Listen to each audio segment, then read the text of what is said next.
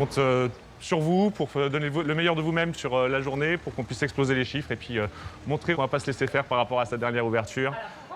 À la France entière, au Danemark même. Et puis merci beaucoup. Merci beaucoup d'être là et d'être présent pour ce moment. Cette marque de décoration et d'ameublement danoise, nommée Jysk, a débarqué en France il y a 15 ans. Aujourd'hui, près de Troyes, c'est l'inauguration du 73e magasin français.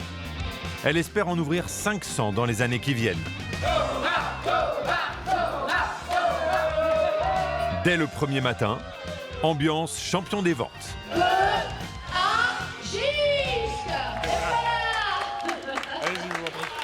Bienvenue à vous tous et toutes qui visitez pour la première fois ce magasin Jysk ici.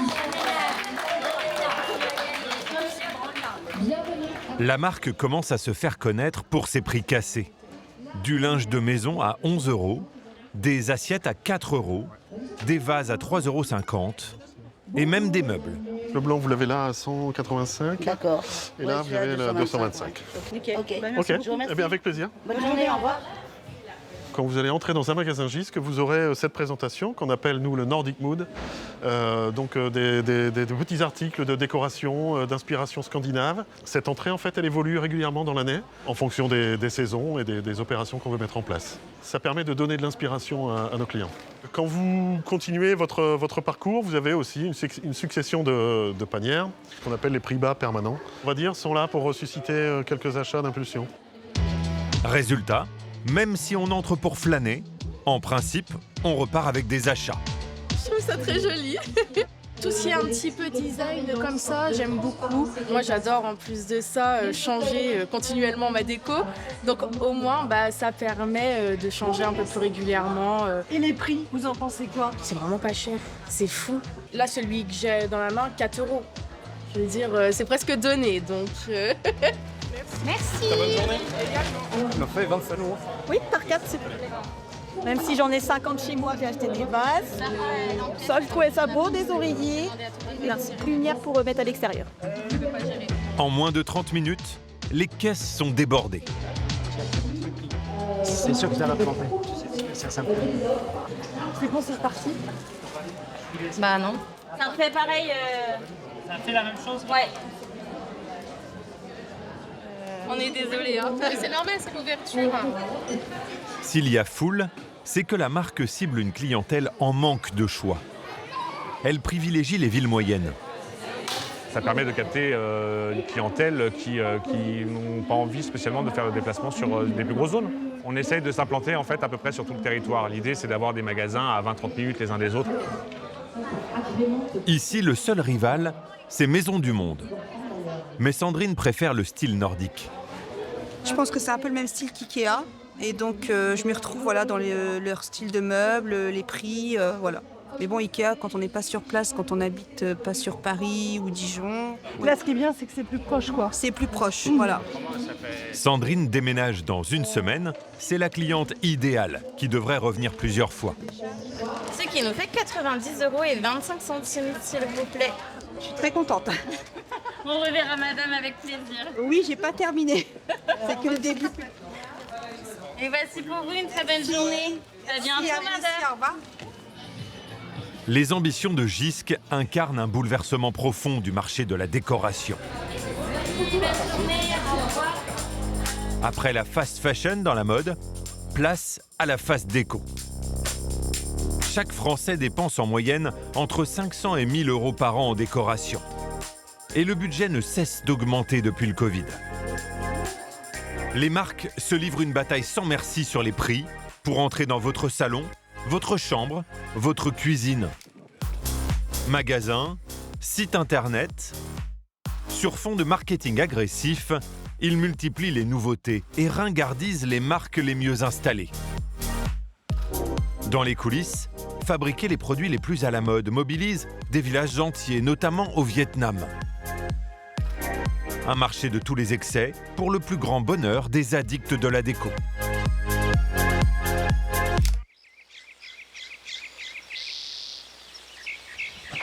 Au cœur de la campagne lilloise, la superbe maison de Zara. Jamais cette jeune femme de 45 ans et son mari n'auraient pu s'offrir un tel intérieur sans les enseignes à bas prix. Infirmière, elle occupe ses temps libres en décorant sa maison. Ça va, j'ai pas acheté grand-chose, je trouve. Non, c'est tout. Son secret, pour en mettre plein la vue, la déco chic à prix cassé. J'ai fait un thème bois. Ça, c'est plutôt les plateaux en marbre. Ici, tous les plateaux en marbre, c'est là. Les couverts, j'ai des couverts dorés. Ça, c'est plutôt le thème argenté. Et bois, parce que le bois et l'argent, ça va bien ensemble. Ça, c'est le tiroir de tous les jours. Ça va être que les enfants, ils s'en servent comme ils veulent. Chaque objet en double, en triple ou en quadruple. Mais pour elle, chaque pièce est unique et répond à un besoin différent. Coup de cœur pour ce plateau de fromage charcuterie. Alors ça, franchement, c'est vraiment canon. Il est beau, il est hyper original quand même. Et vous n'aviez pas déjà un plateau à fromage Pas comme ça. Ah si, je crois que j'avais. Si j'ai. Mais elles sont pas du tout le même style. Pas, regardez. Ça devait coûter dans les 30 € chez H&M Home. Et je l'ai acheté 3 fois moins cher. On peut les emballer, ça qui est bien. 3 fois moins cher chez Action. Lequel est Action, lequel est H&M Home? Ça, c'est H&M Home. Ça, c'est Action. D'ailleurs, j'ai un doute. Peut-être que c'était comme ça. Je suis en train de douter là. Je me souviens plus en fait. Vous vous dites pas que le plateau à fromage il n'était pas nécessaire? Ah, pas du tout. Mais c'est pas la même chose, voyons. Est-ce que ça et ça, c'est pareil? Ça n'a rien à voir. Ni les matières, ni la forme. Rien. Ah non, ça, c'est des personnes qui ne connaissent rien en déco pour dire ça, vraiment. La mère de 4 enfants gagne environ 3 500 € par mois. Grâce à la face déco, sa maison ressemble à celle des catalogues. Même l'intérieur du frigo a eu le droit à son relooking. Je mets des boîtes à fromage, des boîtes à beurre. Par exemple, les citrons, j'ai pris un vase que j'avais eu à Ikea, je mets les citrons dedans. Voilà, un petit pot comme ça en céramique pour les œufs. Voilà, je mets de la vaisselle aussi dans le frigo. Comme beaucoup de consommatrices, Zara partage ses achats sur les réseaux sociaux. J'ai déniché plein de petites pépites pas chères pour la maison. Je te montre ma sélection déco pas chère de la semaine. Des vidéos virales qui font indirectement la pub des enseignes de face déco. Et parfois, elle réussit même à se faire offrir des objets. La jeune femme est dans une quête permanente de renouvellement et sait précisément où et quand faire de bonnes affaires. Ah, la vitrine, elle est toujours belle, franchement. Mais ici, comme dans ce magasin de design, elle n'achètera rien. Hors budget. C'est juste pour humer les tendances. C'est inaccessible pour beaucoup de Français, c'est très très cher.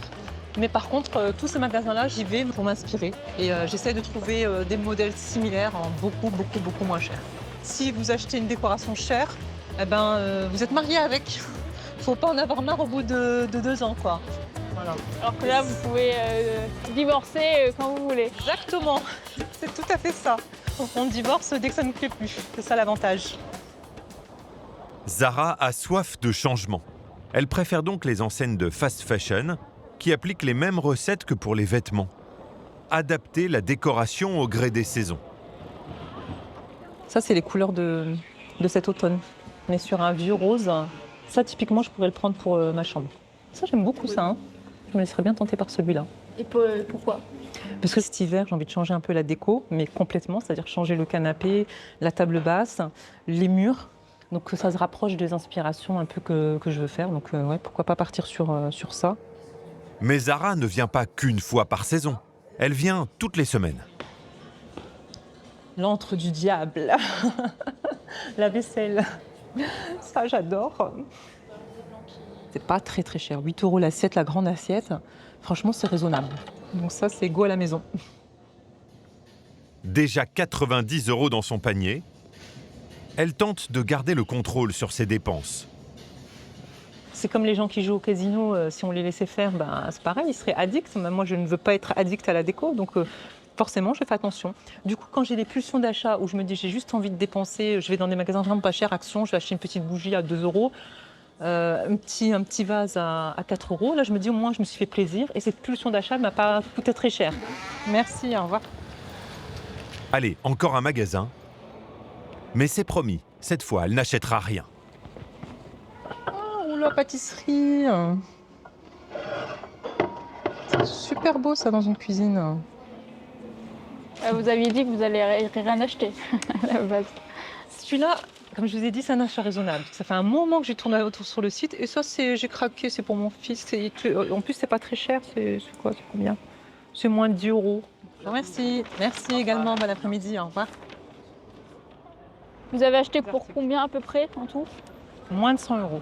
Moins 100 € le tout? Non, 120 € exactement. Je minimise, c'est pour le mari. Comment ces enseignes s'y prennent-elles pour afficher des prix aussi bas? Pour la première fois, Jysk a accepté de lever une partie du voile.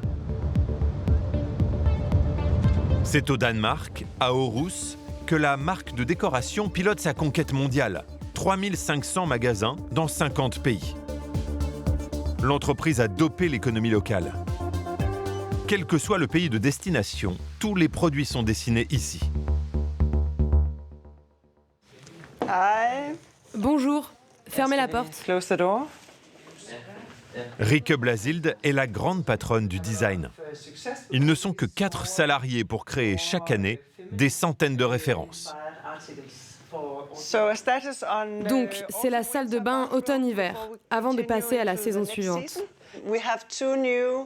Nous avons 2 nouveaux articles qui arrivent, dont ces paniers tressés à 2 étages pour ranger vos bijoux, vos rouges à lèvres ou votre vernis à ongles. Et puis un panier plus petit pour tout ce que vous voulez ranger dans votre salle de bain. 2 couleurs, des petits pompons et des détails bohèmes vraiment raffinés. Dans la fast déco, il faut surprendre les clients avec sans cesse des nouveautés. Pour réduire les coûts, Jysk fait un petit tour de passe-passe. Les nouvelles références ne sont pas toujours si nouvelles.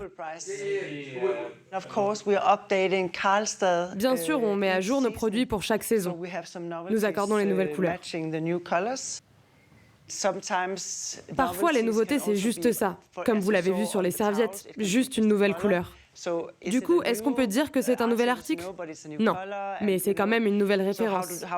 Donc comment définir combien il y a de nouveaux articles? Je n'en ai aucune idée en fait. Le nombre total d'articles, c'est 800 peut-être? Chaque saison est l'occasion d'inciter à l'achat. Un renouveau perpétuel qui dope le chiffre d'affaires à 6 milliards d'euros l'année dernière. Pourtant, au départ, rien ne présageait un tel succès. Goddag, jeg hedder Lars Larsen og har Jysk Sengetøjslager. Jeg har et tilbud til dig. Komplet vandseng, 3500 på gensyn i Jysk Sengetøj. Jysk est fondé en 1979 par Lars Larsen. Au commencement, l'enseigne était spécialisée dans la literie. C'est là que tout a commencé. Il s'agit de notre premier magasin Jysk au Danemark. Michael Nielsen est l'un des plus anciens salariés. Il a fait toute sa carrière aux côtés de Lars Larsen, aujourd'hui disparu.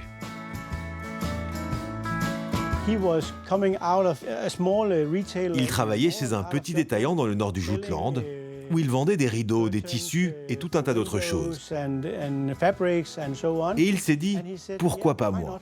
Je veux moi aussi devenir détaillant. Je veux vendre ces produits pour la maison, dont tout le monde a besoin. Le patron a toujours été reconnu pour son sens aigu du commerce et des bonnes affaires. Ces draps étaient en fait exposés sur un lit. C'était l'ADN de Jysk. C'était le savoir-faire commercial lorsque M. Larsen disait « On ne va pas dépenser d'argent dans des présentoirs, on va simplement utiliser nos articles pour présenter les produits. » Et c'est ce que nous avons fait. C'était un peu brouillon, mais c'était très bien. Mais dans la fast déco, on ne peut plus être brouillon. Chaque centime compte. Il faut réduire toutes les dépenses. C'est une question de survie. Pour être aussi efficace que possible, nous utilisons des chariots élévateurs sans conducteur. Nous appelons ça des véhicules à guidage automatique. Nous les utilisons pour transporter des marchandises d'une zone à l'autre du centre de distribution. Comme ça, on n'a pas besoin d'un conducteur et le véhicule se déplace tout seul. Ole Thomsen dirige les entrepôts dont la modernisation a coûté 268 millions d'euros. Et à ce prix-là, même les robots sont polis. Et vous pouvez voir qu'ils sont très courtois. Donc là, cette personne double simplement. La machine attend que l'autre bouge.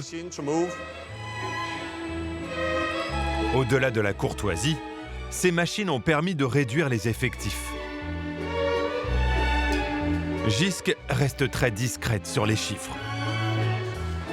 Mais dans le métier, quand on économise sur la logistique, on peut baisser le prix de vente dans les magasins de 5 à 15%.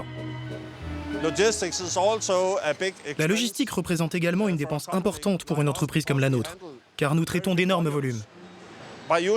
Grâce à l'automatisation, nos processus sont devenus encore plus efficaces, ce qui nous permet de confier les tâches simples et répétitives à des machines plutôt qu'à des personnes. Cette mécanique de précision lui permet de livrer les commandes en 24 heures pour la petite décoration et en 1 semaine pour les meubles. Nous expédions environ 150 camions par jour. Dans un camion, on peut mettre 30 palettes environ. Cela représente donc plusieurs milliers de palettes par jour. Livrer plus et plus vite. Accélérer la sortie de nouveaux produits. Ceux qui n'arrivent pas à suivre le rythme de la fast déco seraient-ils condamnés? C'est en tout cas ce qui a provoqué la faillite d'une institution, CASA. À Toulon, comme chaque matin, c'est au son des cigales que Marie-Agnès se prépare. À 57 ans, cette vendeuse expérimentée était une employée modèle. Et voilà la tenue que l'on porte tous les jours au travail, notre t-shirt CASA. C'est un objet symbolique? Aujourd'hui, oui, il devient symbolique. Ça va être même collector. Elle a fait la majorité de sa carrière chez CASA. Le chemin que je prends depuis 25 ans pour aller travailler. La voiture connaît un chemin toute seule. C'est vrai qu'au début, CASA était très attractif. On avait des primes. Alors au début, oh là là, on a été un peu dépassé par notre succès. Donc on était les premiers en termes de magasins de déco. Et voilà, nous y sommes. L'entreprise belge avait conquis la France et l'Europe avec 500 magasins. Mais la belle aventure a pris fin brutalement au printemps dernier. Du vide et du grand vide. C'est triste, vraiment. Alors voilà, le petit mot qu'on avait mis quand même pour nos clients. Chers clients, c'est avec le cœur lourd que nous vous apprenons la fermeture définitive de notre magasin CASA. Nous vous remercions pour votre soutien et votre fidélité au fil des années et sommes honorés de vous avoir compté parmi notre clientèle. Là, c'est dur. C'est dur. C'est dur parce que, en le lisant, on en prend conscience encore plus. J'aimais beaucoup ce magasin. C'est dommage, vraiment. Hein. Et oui. Il y a une raison en particulier? C'est des raisons financières, de concurrentielles aussi, malheureusement, avec les sites internet. Et on subit. Okay. Voilà. Bah, bon courage. Hein, merci. Merci beaucoup. Comment une marque de 50 ans a-t-elle pu se faire balayer si facilement? Marie-Agnès a vu ces dernières années à quel point CASA n'était plus dans le match. Elle veut nous le montrer chez un concurrent. Le siège comme ça, monté donc avec les 4 pieds, il est à 19,90 €. Alors un produit similaire comme ça, nous on l'a à 59 €. 40 € moins cher. Voilà, les plantes comme ça, artificielles. Voilà, elles sont à 5 €. Voilà, nous c'était des articles que l'on vendait entre 9 et 13 €. Des prix 2 à 3 fois moins chers.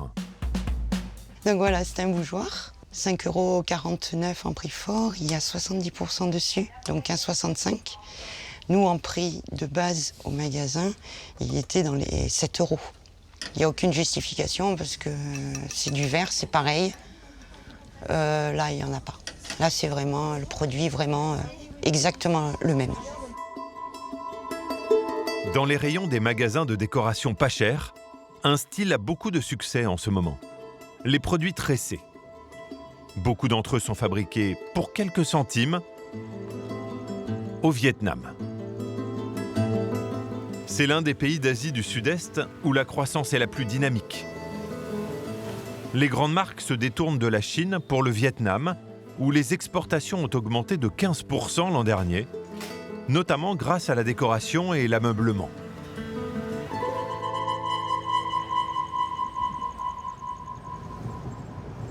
It's a bit hot. Can you put the AC even a bit stronger? Guillaume Randon est ce que l'on appelle un sourceur. Depuis 10 ans, il déniche des nouveautés pour des grossistes et des marques de décoration françaises. On a à peu près une base de données de 3000 usines.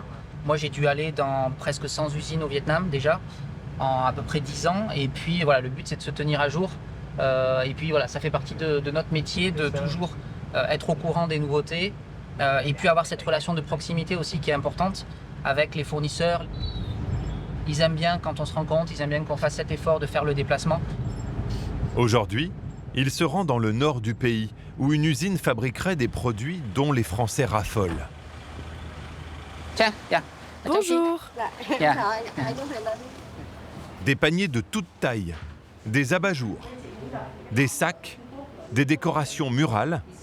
Tous les clients de Guillaume lui en demandent. Il va vite découvrir qu'Émilie Buis fait déjà affaire avec des Français. This container is for where? Il va en France. France? Oui, c'est un de nos plus gros marchés. C'est pour France, ça. Can we have a look at the product? Yeah. Oui, bien sûr. C'est de l'herbe marine et du coton. C'est très courant ici d'avoir une combinaison entre soit une partie papier ou une partie coton et puis une partie fibre naturelle. Donc c'est très typique de ce qu'on peut trouver au Vietnam. So this type of product is sold very, very frequently in the European market. Oui, actuellement, on fait à peu près 15 conteneurs par mois, avec 7000 pièces par conteneur. 15 containers per month, 7,000 pieces per container. L'usine vend ce produit 1 € pièce. Can you share some name of some of your French clients? Monoprix. Monoprix, Maison du Monde. Mais aussi Zara, H&M et Gigia, le grossiste français dont les produits se retrouvent chez Lidl, Leclerc ou Centracor. Il y aura des petites nuances qui feront que ça ne sera pas vraiment les mêmes produits. Dans les faits, c'est la même usine, c'est juste qu'il y a des légères variations sur les dimensions, sur peut-être des légères finitions qui font que c'est unique. Mais oui, ça reste très proche. Mais pourquoi je vais acheter le même produit qui vient de la même usine à 1 € dans une enseigne et 5 € dans une autre? Ça s'appelle du marketing. Il y a quand même une petite tromperie pour le consommateur, on est d'accord, non? Je ne sais pas si on peut utiliser le terme tromperie, mais le prix final qui est mis sur le consommateur final français, voilà, c'est l'enseigne qui le décide, suivant leur politique tarifaire, suivant la clientèle qu'ils attirent aussi. Voilà, une clientèle peut-être Maison du Monde sera différente d'une clientèle Lidl. Et puis bien sûr, voilà, les marques positionnent leur prix en fonction de ça. I like the smell. This is a sample? Des prototypes, oui. Sample pour la Redoute? Mais ici, on n'est pas dans l'automatisation. Tout est encore fait à la main. Alors Guillaume se demande si l'atelier de 40 personnes a les moyens de fournir de gros volumes. En moyenne, on est à 15 conteneurs par mois, mais on peut aller jusqu'à 30. 30, okay. So you have a capacity to do 30. Voilà.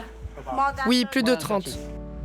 Pour rassurer l'acheteur français, Émilie va lui montrer qu'elle peut augmenter la cadence très facilement. Ninh Binh est connue pour cet artisanat ancestral. Alors l'usine s'appuie sur la sous-traitance des habitants. 3000 villageoises prêtes à répondre à la demande chez elles. Elles travaillent chez elles. Elles nous ramènent le produit. On regarde la qualité et si c'est bon, on les paye à la pièce. Pay by piece, d'accord, ok. Un travail d'appoint payé 85 centimes d'euros la pièce. En moyenne, les tisseuses en fabriquent 6 par jour. C'est un métier traditionnel. C'est pourquoi les femmes le transmettent à leurs enfants, aux proches, aux plus jeunes. Ils continuent pas à pas à faire vivre cet artisanat dans la maison. Ce n'est pas nécessaire d'apprendre à l'école. On peut apprendre simplement en lisant des ouvrages, en observant, en répétant, et on finit par maîtriser. C'est pourquoi depuis toute petite, et depuis très longtemps déjà, on a commencé à s'y mettre.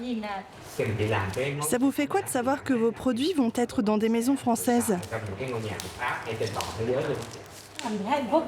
Je suis honorée. Je suis très heureuse de savoir que mes produits sont vendus partout dans le monde. Dans cette région, les salariés sont payés environ 140 € par mois, c'est le minimum légal. Alors que dans le sud du pays, c'est 20 à 30% de plus. Voilà pourquoi le nord du Vietnam est devenu le nouvel Eldorado de l'acheteur. You have a very good factory. Merci beaucoup. If I have clients, I send them here. Quand on trouve comme ça ce genre d'usine, c'est des usines qu'on garde au chaud et puis qu'on n'hésite pas à revoir de manière régulière pour entretenir une certaine relation. Mais quand on cherche des prix toujours plus bas, on n'est pas toujours bien reçu. Surtout quand on commande à des artisans fiers de leur métier.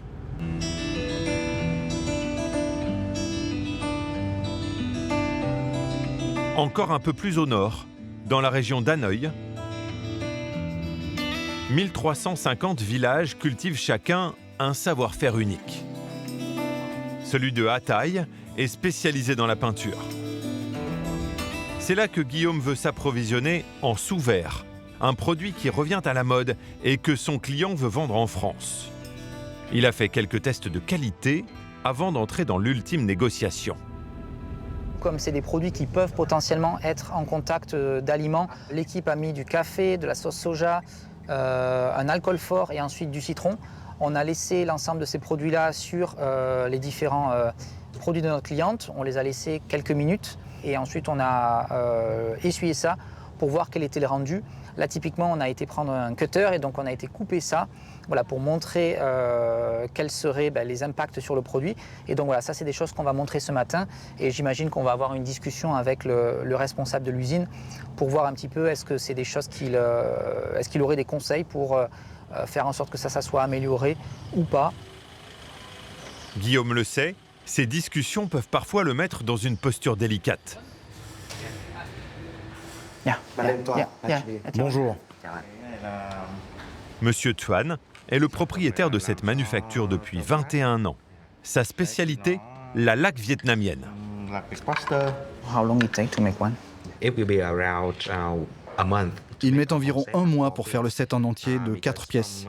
Parce qu'il faut fabriquer la pièce de bois, et puis ensuite, il faut 15 couches de peinture. Guillaume embraye directement sur ses tests de qualité. We would like to ask him about the feedback we got from our QC. Vous savez, ça ne marche pas comme ça. Il faut les envoyer dans un laboratoire qui va faire des tests microbiologiques pour que ça soit aux normes européennes. Vous ne pouvez pas juste, vous, mettre du vinaigre et du citron. Ça ne marche pas comme ça. Je suis désolé, ce n'est pas à vous de dire si c'est bon ou pas. Envoyez-le au laboratoire et ils vous diront. Il fait 38 degrés, ressenti moins 22. And then if he has any improvement ideas to improve the layer to be stick on the product. How do you mean? Qu'est-ce que vous voulez dire? Vous voulez faire quoi? Just in case, if a client have a scratch, what might be the outcome? We want to hear his feedback to know if there will be any improvement point. We cannot. Okay. On ne peut pas. Je ne veux pas. Okay. Dans ma manufacture, nous, on le vend comme ça et on n'est pas responsable de ce qui se passe par la suite parce qu'on ne sait pas comment les gens vont utiliser ce produit. On peut juste donner des recommandations. Après 15 minutes d'échange, Monsieur Tuan perd patience. On ne voit toujours rien. Vous voulez quelque chose de plus? On ne peut pas. Nous faisons tout à la main. C'est de la décoration pour un art de la table classique. Et nous, on sait ce que c'est un client haut de gamme. On vend nos produits pour le Met à New York. C'est le top du top. Donc vous ne pouvez pas nous demander de bosser pour vous comme si vous étiez haut de gamme, pour un prix très bas. On pourrait vous le faire, mais ça, ce produit, vous allez le vendre 15 $. Si je vous fais du top niveau, vous allez le vendre 90 et vous n'allez jamais le vendre. I'm confident that she will be aligned with this and then there will be something going through. Can we have a tour in the factory? Oui, oui. It's okay. Guillaume préfère couper court pour ne pas braquer définitivement Monsieur Tuan et perdre ce contrat. Le but, c'est pas non plus d'écraser les fournisseurs sur des prix au ras les pâquerettes, parce qu'après, on n'aura aucun service, aucun suivi. Si on est trop agressif en amont, on va perdre l'intérêt de la part des fournisseurs et c'est pas bon. Thank you, bye. Yeah. Thank you. Yeah, bye bye. Bye bye. Tous les jours, des conteneurs de décoration quittent les ports vietnamiens. 4 semaines de navigation pour arriver dans nos rayons.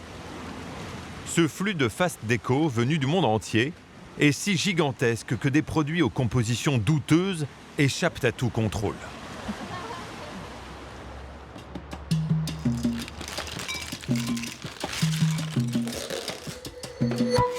Cette pendaison de crémaillère, qu'une de nos journalistes organise, est un cocktail explosif. Salut Clément, ça va?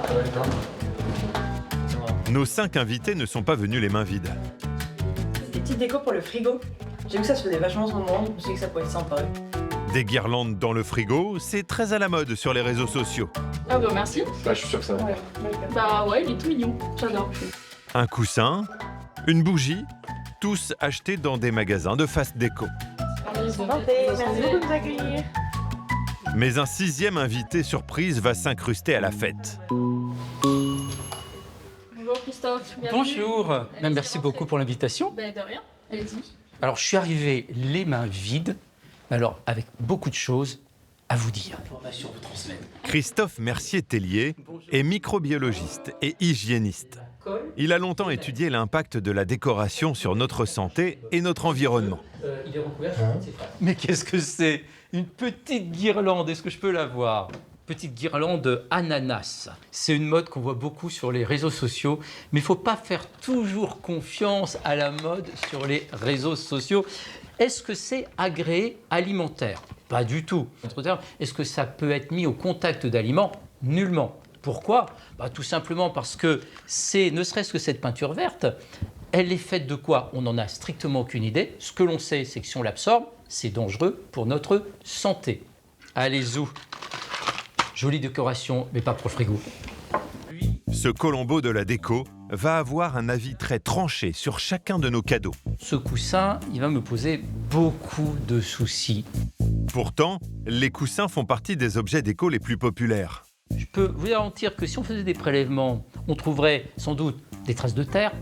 Bah oui, parce que le coussin, il a été fabriqué dans des usines, il a été posé par terre, ils ont tous été accumulés. Et ça, c'est sûr, ils ont été au sol. Au sol, on trouve quoi? Du pipi de chien, du caca de chat, des insectes en décomposition, du pollen, des goudrons, des produits chimiques, de l'essence, des milliards de bactéries, de champignons, de virus, des parasites. Enfin, on trouve tout ça. Et c'est de ce mélange-là que vous allez faire « Ouh, je l'adore, mon doudou ». Donc, c'est clair que ce coussin, il n'a qu'une destination, c'est la poubelle. Ah, carrément. Ah oui. Ah oui, c'est un coussin de vengeance. Offrez-le à Noël à vos voisins que vous n'aimez pas. Et oh, ben là-bas, mais qu'est-ce que je vois? Qu'est-ce que vous avez apporté? C'est une bougie. Une bougie de basse qualité. C'est une bougie qui d'abord est faite à partir d'un déchet du pétrole. C'est à peu près similaire à respirer ce que dégage le pot d'échappement d'une voiture. Selon l'expert, nous accumulons bien trop d'objets bas de gamme dans nos intérieurs. Et malheureusement, il est encore très difficile de connaître la composition exacte de nos achats.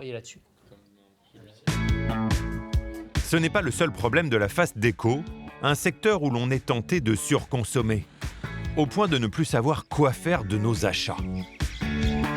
Dans le nord de la France, Zara, la fan de déco qui raconte ses emplettes sur les réseaux sociaux, veut revendre son canapé et sa table basse. Encore une envie de changement.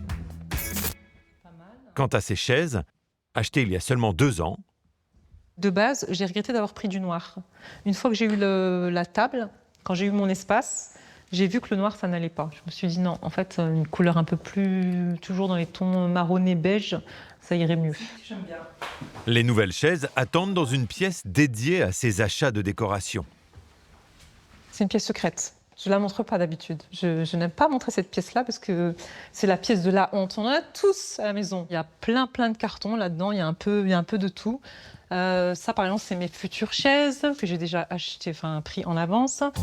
Mais dans ce cagibi, il y a aussi des objets qu'elle n'a jamais utilisés. J'ai ma caverne d'Alibaba. Ça fait quand même quelques mois qu'ils sont là et que j'ai pas eu l'occasion. Je ne sais même plus ce qu'il y a dedans, honnêtement. Je dois en avoir au moins 3 grands cartons comme ça. Ah, ça y est, je me souviens. Je me souviens très bien de ces vases. Alors ça, c'est un lot. Donc j'ai acheté le fils et la mère. Comme d'habitude, quand j'achète des vases, voilà, c'est un petit vase blanc de chez H&M, très joli. Ça, je pense que je voulais plus le mettre dans ma chambre en décoration. Le phénomène de la déco à petit prix n'en est qu'à ses balbutiements. Mais il prend la même direction que son modèle, la mode à prix cassé et sa part de dérive.